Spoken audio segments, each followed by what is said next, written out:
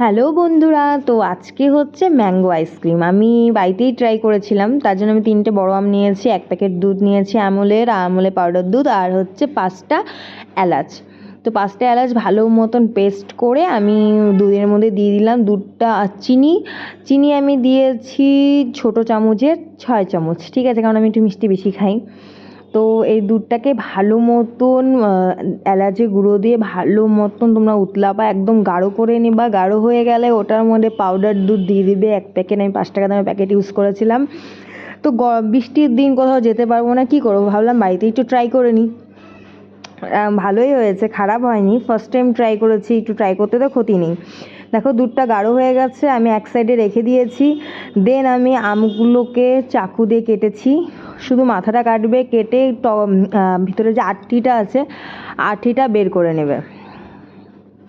আঁটিটা বের করে সুন্দর করে ছোটো কোনো চাকু বা চামচ দিয়ে ভিতর থেকে আঁটিটা বের করে আঁটির মধ্যেই কিন্তু বের করে দিলে আমটা যে থাকবে, আমটা অন্য একটা বাটিতে ভালো মতন পেস্ট করে নেবে।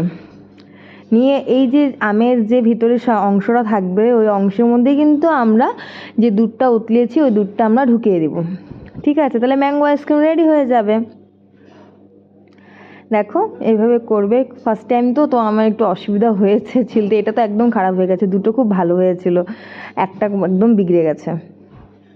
এই আমগুলো আমি ভালো মতো পেস্ট করে, দেখো দুধটা একদম নিচের দিকে নেমে গেছে। এই আমটাকে ভালো মতো মিক্স করে এটার মধ্যে দিয়ে দিব, দিয়ে অনেকক্ষণ নাড়াচাড়া করব। নাড়াচাড়া করে নাড়াতে নাড়াতে একদম গাঢ় যখন হয়ে যাবে তখন একদিকে রেখে দিব ঠান্ডা করতে। দেন এগুলো আমি অ্যাডজাস্ট করে ভিতরে ঢুকিয়ে নিয়ে উপরে লাগিয়ে নিয়েছি মুটকিগুলো।